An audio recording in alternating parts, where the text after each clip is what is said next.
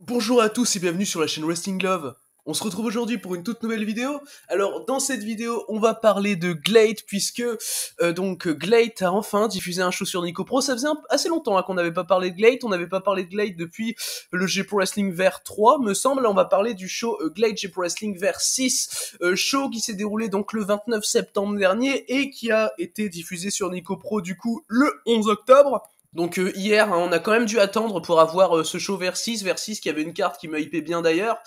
Et d'ailleurs, tant mieux qu'on ait pu l'avoir, hein, parce que par exemple, j'ai pour Wrestling vers 5, on a eu du highlight sur YouTube qui était coupé de manière assez dégueulasse, où par exemple, les deux premiers matchs réunis font même pas 10 minutes sur le lecteur, quoi, donc c'est un peu compliqué.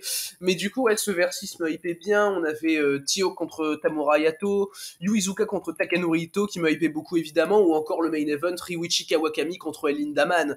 Donc évidemment, on a des gros matchs, dans ce show, on a des matchs qui sont bien intéressants, et puis voilà, et puis c'est Glade, donc évidemment la hype est présente, hein. Glade qui est une de mes promotions préférées actuellement, je trouve que franchement depuis que Glade s'est lancé de manière régulière, hein, on va dire, je compte pas donc les quelques matchs diffusés sur YouTube, même si j'ai bien aimé les matchs diffusés sur YouTube évidemment, mais depuis que Glade s'est lancé de manière régulière, c'est vraiment passé dans une de mes promotions préférées très clairement.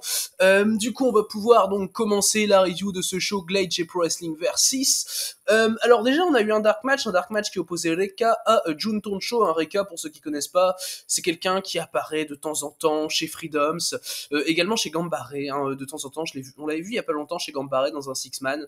Enfin voilà, c'est surtout qu'il avait fait un peu de Glade également, je me rappelle d'un match qui était malheureusement assez court contre Lindaman. Et du coup en face t'as Jun Toncho qui est un mec qui fait les indés japonais, notamment Vamostar, hein, cette année, et qui avait fait beaucoup de Wrestle One les précédentes années. Du coup le match a duré un peu moins de 6 minutes, victoire de Jun Toncho, ce qui m'a en soi pas surpris.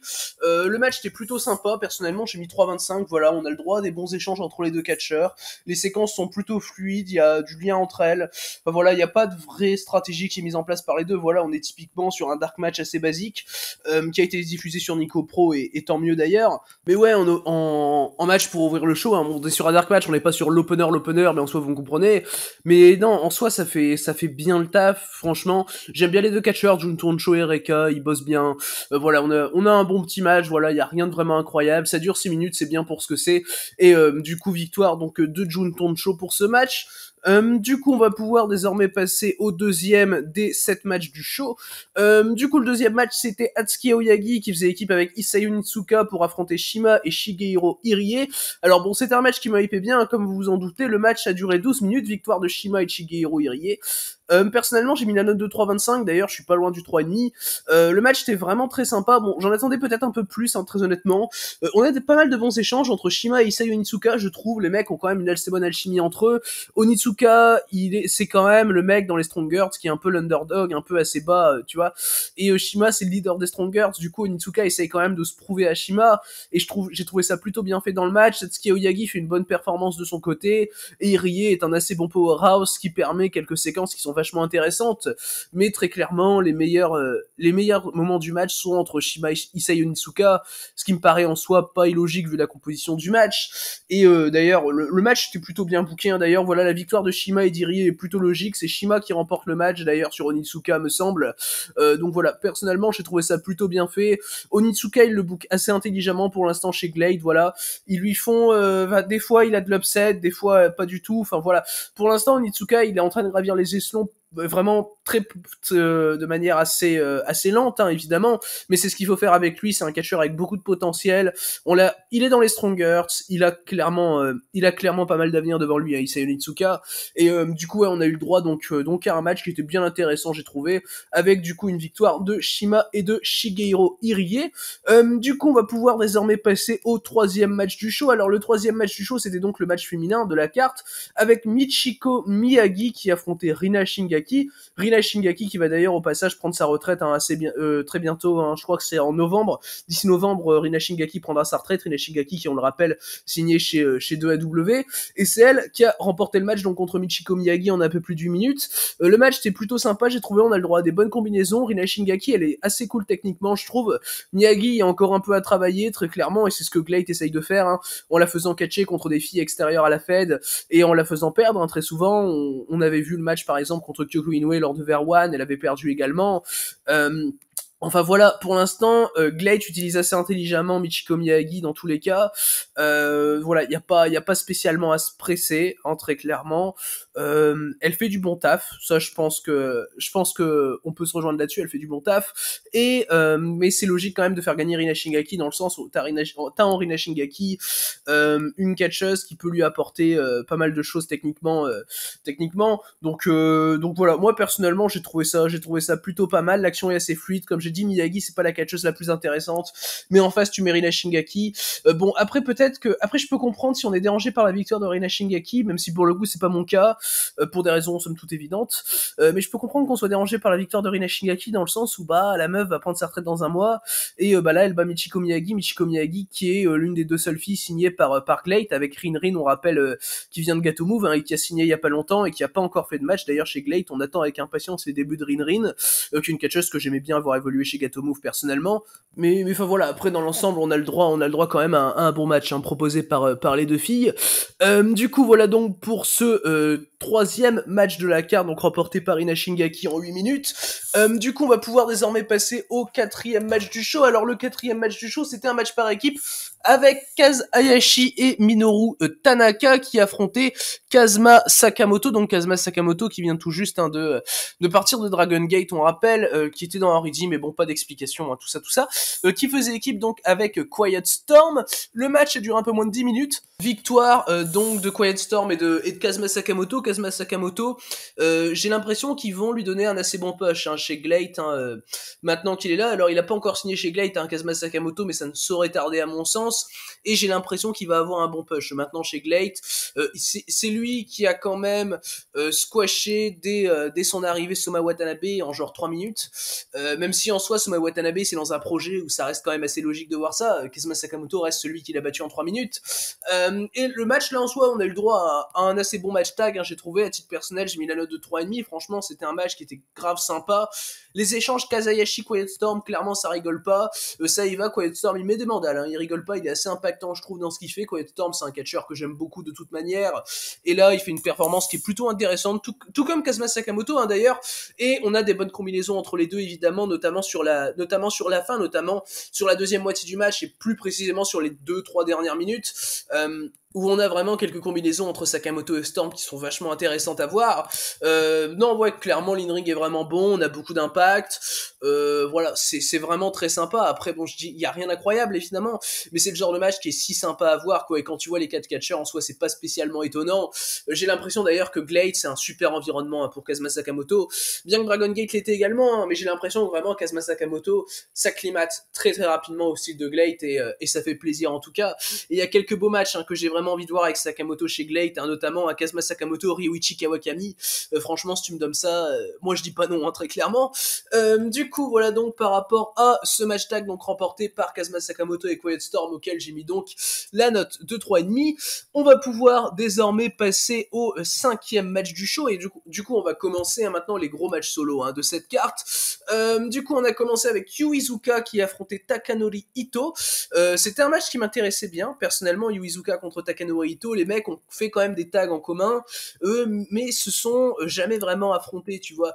Genre, par exemple, à J-Pro Wrestling VR 2, tu as un tag Lindaman et Onitsuka contre Ito et Iizuka, si je dis pas de bêtises. Ito et Iizuka qui ont fait équipe à plusieurs reprises. Hein. Ils avaient fait équipe aussi dans un match UWF, je crois, diffusé sur YouTube il y a pas longtemps. Enfin, Ito et Iizuka, les mecs, tu vois quand même qu'ils se connaissent assez bien dans le match. Malheureusement, le match est assez décevant, il dure 9 minutes, victoire de Takanori Ito, ce que je trouve plutôt logique du coup de... non, c'est victoire de Yu Iizuka, pardon.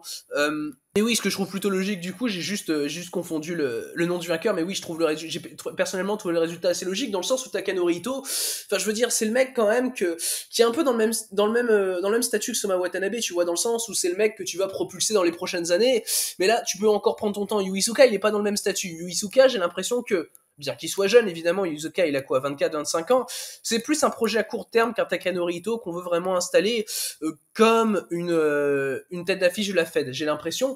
Mais du coup, tu fais perdre Takanori Ito là, personnellement, je trouve ça assez logique, dans le sens où c'est un peu comme Soma Watanabe, où tu vois, tu vas le faire remonter petit à petit.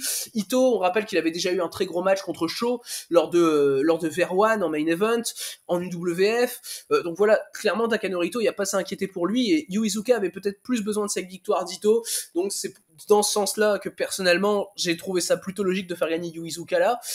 Ça fait bien pencher la balance en tout cas à mon sens. Malgré tout le match reste assez décevant parce que je sais très bien que les deux mecs peuvent faire bien plus et les deux mecs feront bien plus dans un match ultérieur très probablement.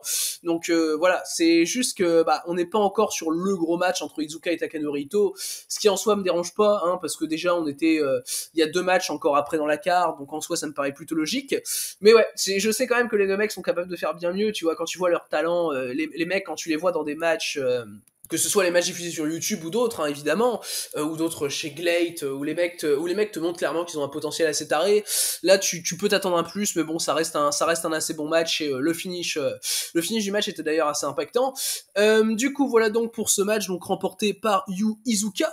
On va pouvoir désormais passer donc au pré-main event de ce show Glate chez Pro Wrestling vers 6. Le pré-main event, c'était du coup Tio qui affrontait Tamura Hayato. Tamura Hayato qui a donc récemment signé avec Glate, hein, on rappelle, qui vient de Pro Wrestling 01, dont il a été champion l'année dernière. Tio qui a donc remporté ce match en un peu plus de 11 minutes. Le match était très très bon. Franchement, le match était ultra qualitatif. À titre personnel, c'est mon match préféré du show. D'ailleurs, j'ai mis la note de 3,75. Voilà, après quand tu vois Tio contre Tamura Hayato, est-ce que c'est vraiment étonnant d'avoir un super match, quoi? Je pense pas. Du coup, t'as quand même Hayato. Hayato, il a pris de la masse, hein, je trouve. D'ailleurs, franchement, Hayato, et il joue très bien son rôle. Il y a un plus gros gabarit que Tio, qu'évidemment, il va lui foutre des gros chops. Hein, Tio, que dès le début du match, il va s'en prendre des chops, hein, par Tamura Hayato. Ça va pas hésiter, ça y va dans le coin. Tio, que scelle très bien d'ailleurs. Il y a pas mal de séquences comme ça où Hayato est très impactant avec Tio, et Tio va toujours bien scelle. Il va avoir des assez bons retours également. Il gagne avec son Quaken Driver 1. Enfin voilà, le match en soi dans sa construction est plutôt logique, plutôt cohérent. Personnellement, j'aurais quand même peut-être fait gagner Tamura Hayato, hein, très honnêtement, mais en soi la victoire de T-Hawk me choque pas outre mesure, sachant que T-Hawk dans un show assez récent, All Japan a pris les titres All Asia à Izanagi Ezu, c'était début septembre, on se rappelle. De toute façon, j'avais fait la review sur cette chaîne. Et voilà, maintenant qu'il est champion All Asia, T-Hawk, tu vois, il a encore un truc en plus, qu'il a fait encore step up, donc ça me choque pas en soi qu'il batte Tamura Hayato. Et là, le match en lui-même est très très bon. Franchement, c'est 11 minutes, c'est 11 super minutes, hein, que j'ai passé très clairement devant ce match. C'est le genre de match à contre 1 qui a l'habitude de faire Glate, hein, très clairement, et qui marche toujours super bien, hein, très clairement.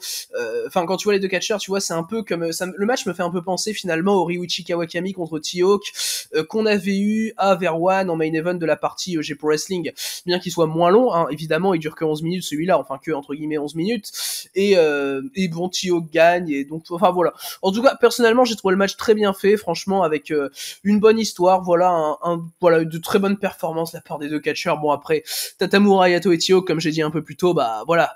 Est-ce que c'est surprenant d'avoir un très bon match? Non. Du coup, voilà donc par rapport à ce match donc remporté par T-Hawk, on va pouvoir désormais passer au main event du coup de Glade J-Pro Wrestling vers 6. Le main event, c'était du coup Ryuichi Kawakami qui affrontait donc El Lindaman et sa fameuse magnifique moumoute. Le match a duré un peu plus de 15 minutes, victoire de Ryuichi Kawakami qui m'a pour le coup pas surpris du tout évidemment, parce que Ryuichi Kawakami, pareil, on le construit comme un nom assez imbattable, hein, chez Glade, j'ai l'impression.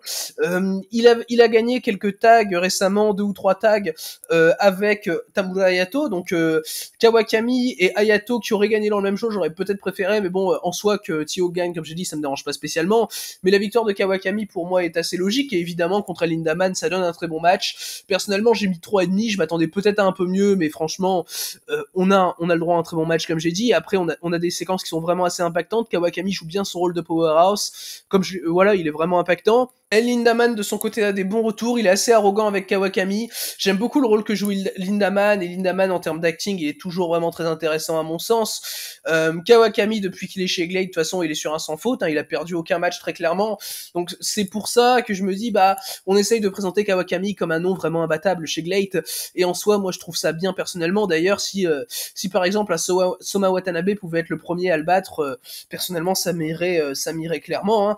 Même si en soi vu l'histoire qu'ils sont en train de faire, j'ai plutôt l'impression que le premier nom qui battra Ryuichi Kawakami ce sera plus Tamura Hayato, hein. Mais dans tous les cas, ouais, ce Kawakami contre Lindaman, il nous a donné de très bonnes séquences. Par exemple, à l'extérieur du ring, bon, ça va se battre près du public du Shinjuku Face et tout. C'était assez impactant, c'était toujours cool à voir. Derrière, ça revient dans le ring et l'action est toujours vraiment fluide.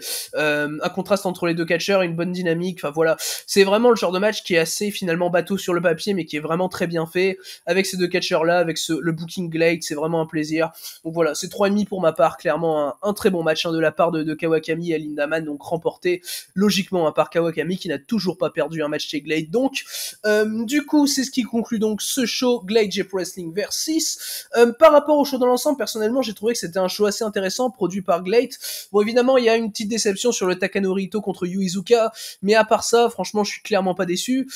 Personnellement, je recommande bon, tout le show se regarde très facilement, hein, de toute façon. Bon, clairement, tout le show est vraiment très agréable dans son ensemble. On parle d'un show Glade, donc c'est pas surprenant. Mais s'il y a vraiment des matchs à détacher, si vous avez pas spécialement le temps, regardez vraiment le tag avec Kazuma Sakamoto, qui est en milieu de show, et regardez les deux derniers matchs, donc le Chio Tamura, Hayato, et le Ryuichi Kawakami et Lindaman, qui sont pour moi donc les 3 meilleurs matchs de la carte. Du coup, c'est ce qui conclut donc cette review de Glade J Pro Wrestling Versus. Merci à vous, du coup, d'avoir écouté cette vidéo, j'espère qu'elle vous aura plu, et du coup, d'ici les prochaines vidéos, je vous dis à la prochaine.